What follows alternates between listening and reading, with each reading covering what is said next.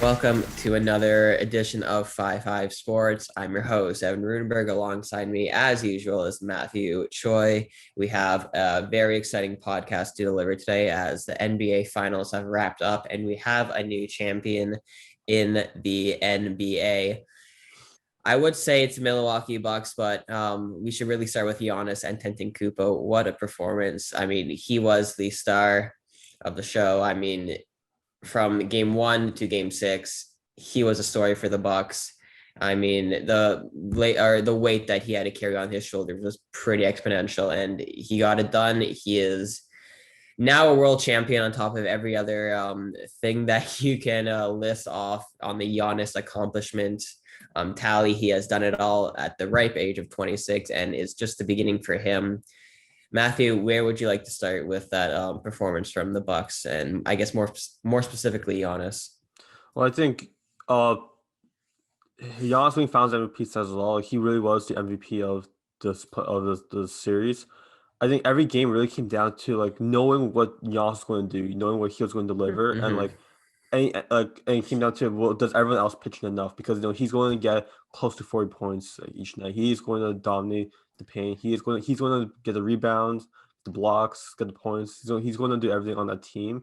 It really came down to who else can do just enough. I think the first game he was probably his weakest game in the series, but I think it could also be he wasn't 100% yet. I think he had a solid game in the first game, but definitely wasn't even comparable to like the games he had going forward. Like game two, he had his 20 point in the quarter, like breaking the record, breaking LeBron and Kobe's record in the NBA Finals. And I think ever since then, it's just he hasn't looked back since, And I think that game two was when no one else really pitched in, and that's why they lost that game.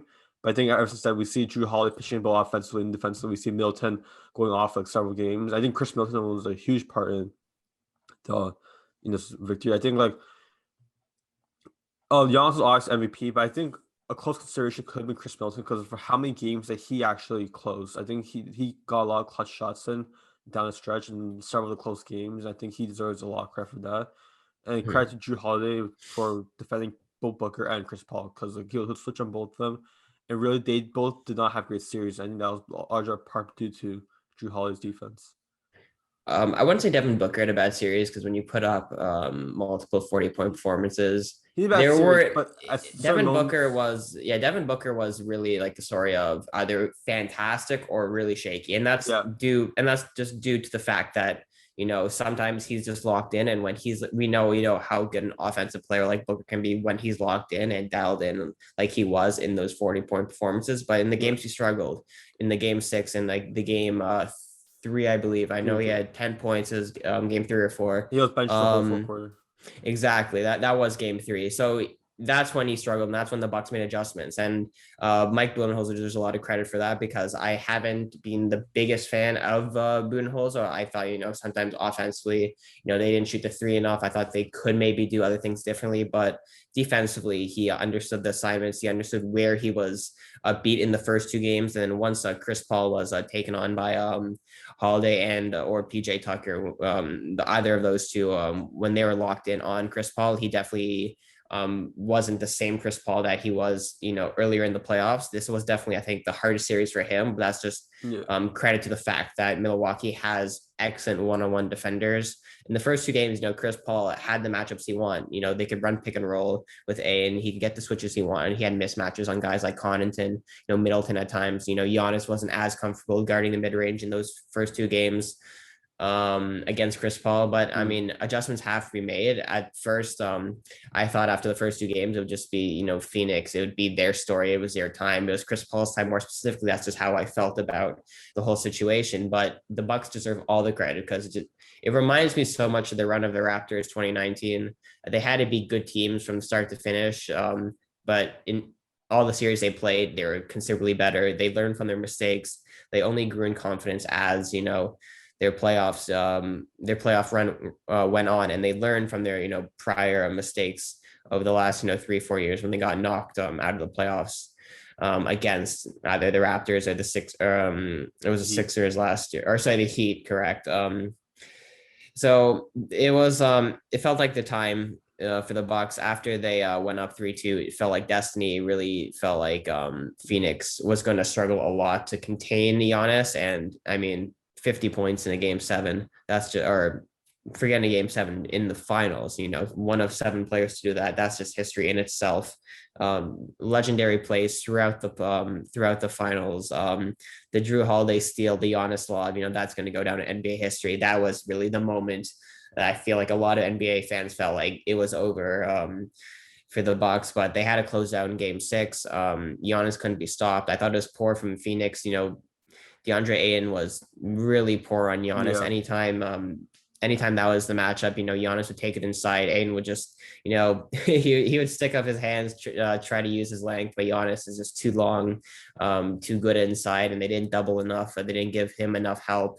Whoever Giannis on, it didn't matter. He's just a one-man show, Greek freak for a reason. He does things that we've never seen before in this league, in the history of the league. So he's an anomaly, basically, just in his size, his skill set, his ability to make plays. His passing, I think, has gone underrated because he had to make a lot of difficult passes to find open guys. That's an underrated part of his game. If he doesn't shoot threes, but if other guys are shooting threes, it's often because Giannis is the center of attention and he has the ability to find wide open guys because of his ability to take on more men.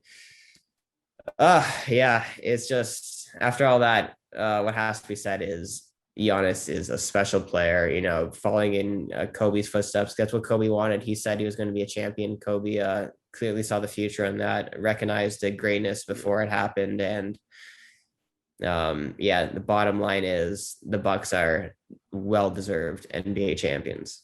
Yeah, I think our respect of the Bucks is like they really wanted the way they've played basketball throughout the whole season. Like they didn't have to adjust too much to they didn't panic, they didn't adjust how they want to play. They knew the type of game they play and they stuck to it, and that's how they won. And a lot of the criticism, like you said, they have of previous seasons, like they don't have a lot of perimeter defenders, and that's what they exposed. The Miami exposed them with the three. They got Drew Holiday, PG Tucker in the offseason. Giannis developed his game further, and even in this final game, he went to the line I think 17 times and got 15 out of 17 of them, and that was something Giannis. I thank you for bringing it up because honestly, in all the excitement, in all the aftermath of the NBA finals, the shooting performance yesterday from the free throw line from Giannis it was incredible. I was watching thinking because the expectation throughout the playoffs has been every other one usually would be a miss, or he'd miss both. Rarely would he go 2 for 2 from the line. It's just a lot of offensive rebounds came off, Giannis misses, and that's really a strength the Bucks used. Phoenix definitely wasn't Phoenix was definitely, weaker on the glass, and, we know how important rebounding is, second chances, free points, turnovers, all of that matters, when the margins are so slim. And the Bucks really didn't make many mistakes. And Giannis's free throw shooting, we both picked Phoenix in 6. In this series, and a big part of that was I was looking at where points we won and lost. You figure in the NBA finals most games are going to be close. I looked at and I thought to myself, where are deciding factors going to be? So the first one I looked at 3-point shooting. I thought Phoenix had better 3-point shooters. They hit it more consistently, but that wasn't really the case against the Bucks. I thought the Bucks equaled them 3-point shooting. Phoenix, I thought from my point of view, I thought they forced the ball inside too much. I thought their strength was shooting. They didn't find guys like Jay Crowder, Cameron Payne, Cam Johnson, Mikal Bridges. I didn't think they had enough open looks from the corner, from the perimeter. I thought they tried to change their game too much, and Milwaukee stuck to the game plan. A lot more pick and rolls, a lot more getting Giannis open looks inside. Middleton, having giving himself opportunities to create space. Milwaukee, look, they stuck to a 7-man rotation. They really shortened the bench. Guys like Pat Connaughton contributed defensively, even if he wasn't contributing on the offensive side of the floor. He didn't need to. When Giannis puts up 50, Tucker didn't score at all in game 6 either, but we know how good he is defensively, how important he is to, limit Devin Booker and Chris Paul. And when you look at the other side, you look at, the superstars, how they matched up throughout the series. Chris Middleton was often clutch in situations when he had to be, the number two guy. You mentioned the closer early on. He made tough shots at the end of the Yeah. game. In that game six, that one shot to really ice it over top of Devin Booker. He couldn't have played better defense, but a good shot beats a good defense.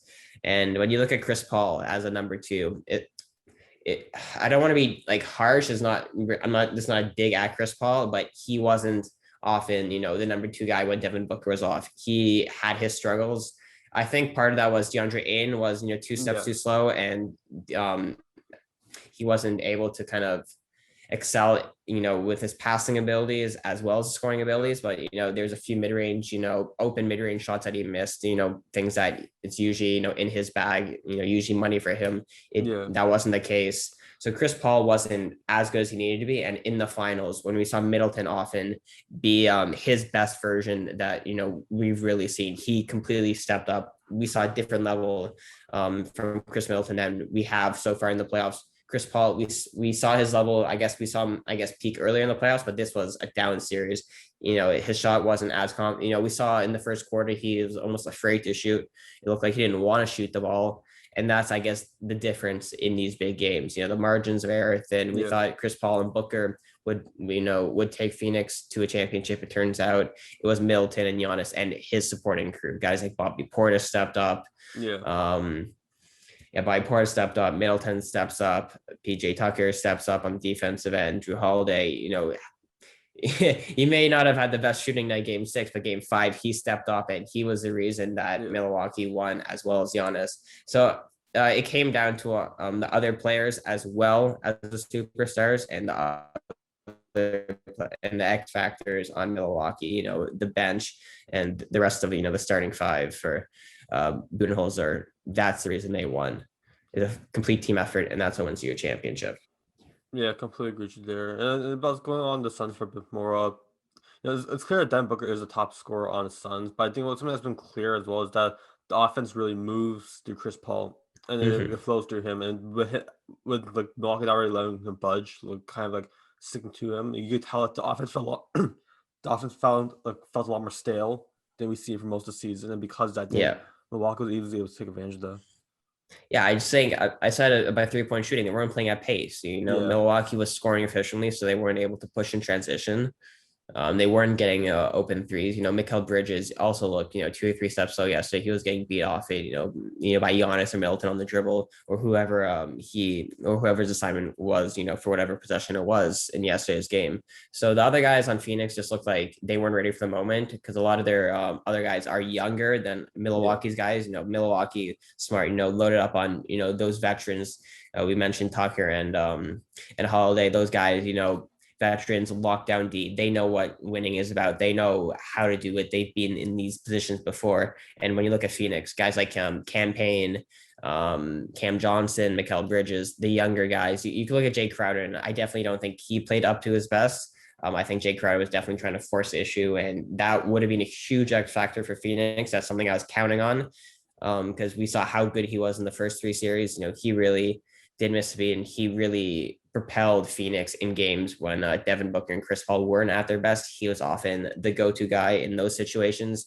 I didn't think had the best series. I think Phoenix did a great job guarding him. So I guess it comes down to experience. It came down to, Giannis playing at an elite level throughout that series. And that's something I didn't bank on happening. Seeing him, I thought tore his ACL, but clearly that wasn't the case. Thankfully, in an injury-riddled playoffs where all the other superstars went down, luckily Giannis and, the Greek Freak is perfectly nicknamed because I guess any other man would have been injured for, a good couple months, but he is able to recover in a week, go and win an NBA championship on historic numbers. So that's the difference. Giannis deserved finals MVP. Middleton didn't deserve it simply because of how good Giannis was. He is a superstar and he played like, it was historic. That's all you can say. It was a historic performance. There's nothing you can pick out of Giannis's game, throughout that playoffs and say, Phoenix could have done anything better because his size, his athletic ability, his speed to get into his spots he wants. He had a game plan and Phoenix had no answer for it.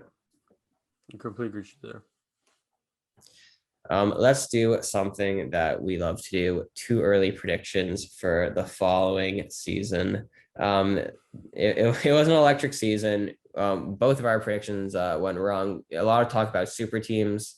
So there's a lot up in the air. We now know Dame Lillard has requested a trade, so there are definitely options for him. Lakers and Knicks, two probably likeliest, simply because of the big market kind of mantra that surrounds those two cities. If I'm Dame Lillard, would I go to the Knicks? No, but there's a lot of options and there's a lot that can potentially happen going into this offseason. So, Matthew, I want to ask you for your too early predictions for your 2022 NBA finals. Who wins it next year? Who are you looking at as a team that maybe is going to be out for some blood next year? You're gonna roll your eyes at this, but the Mhm. Lakers are coming back next year in the finals Yeah, and winning it all. it's not impossible. Look, LeBron, I mean, you don't count out a guy like LeBron simply like you don't count out a guy like Tom Brady. It Yeah, doesn't matter how old you are. You have, greatness doesn't you don't greatness doesn't like leave. You don't yeah. all of a sudden forget the talent you have. He's not in his prime, but he is still a great player and he has talent around him that didn't perform this year that could easily perform next year. And if they get a guy like Dame Lillard in the offseason, that definitely changes the picture completely. On the teams I know won't win, 76ers, because they still have Ben Simmons. If they get a real point guard, maybe that will change because I do love Joel Embiid when healthy. I thought Philadelphia had a real shot this year, but yeah, 3-point shooting from your point guard is clearly a need if you're Philadelphia. It's tough because there's a lot of good teams, and we didn't expect Phoenix, or I guess no one really expected Milwaukee People just expect based Milwaukee off more the last last few year. years.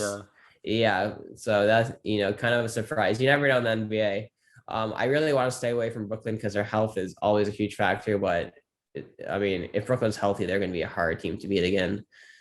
Um, so what yeah, about the defense? if they have Harden or I mean, look, it was KD against the Bucks, and KD almost did it himself. So if they have Harden and Kyrie next year, against anyone in the playoffs, they're going to be a tough out simply because talent. We talked about super teams. If they're healthy, it's hard to beat them. The Clippers are going to have a shot if Kawhi is healthy. Kawhi being injured really derailed them. And I think the Nuggets are going to have a shot next year. I think Jamal Murray being back, Jokic is going to have another terrific year. That guy isn't going anywhere. He doesn't rely on, you know, it doesn't like he's not a player that relies on like strength, like overall fitness. He just has great basketball instincts and he'll go out there. It'll look like he's Yeah, not trying, but he'll still put up 30, 10, 15 if he wants on a nightly basis. and So those are the 3-4 teams I think can win it next year. I have the Clippers, I have the Nets. Um, I think the Suns, if they decide to have a revenge tour, they're in it with a possibility, and the Nuggets. I think those are the 4 teams that have a shot to win next year. yeah, I like those picks. I think a sleeper pick as Mm-hmm. well is the Warriors because Clay's Yes, coming they're back. out of my mind a little bit. You're right. Clay's coming back. Curry came off a MVP level season. Yeah, Curry. I mean, you don't lose that shooting ability overnight. I Yeah, mean, we've seen Curry shoot the lights out for the last 10, 12 years. if Klay Um, Thompson can stay mhm. healthy, I think they are a serious threat for to win it all again. They need another piece though, so it's gonna be interesting to see what the Warriors do if they trade their draft pick, if they decide to draft Yeah, whoever in there. I don't know where the Warriors are picking off the top of my head. But I know it's a high pick this year, or high-ish. Are they in the top 10? Did the lottery work out? I know. All I can think about the lottery is the Raptors right now being at 4. Lottery's a little bit out of my head right now, but we digress. We will cover the NBA lottery on another day.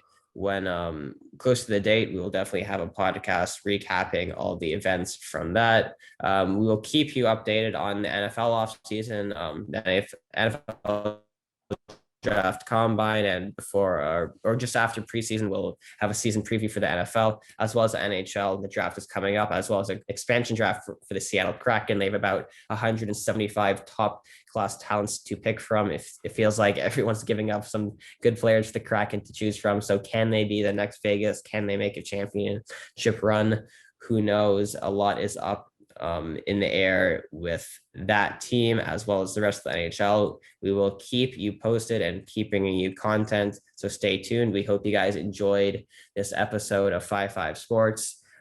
We hope you guys are happy that Giannis won. Great for Greece, great for small markets all over the NBA, because Milwaukee hasn't always been the most prominent NBA destination, but they haven't won 50 years. But Giannis ends that curse last night. Great for him. Couldn't have really happened to a nice guy. Everyone loves Giannis, so good for him. That is our recap. That is our episode of 5-5 Sports. We will continue to bring you coverage of the off seasons of the respective leagues. Until then, take care, and we hope you stay safe. Enjoy your summer. Listen.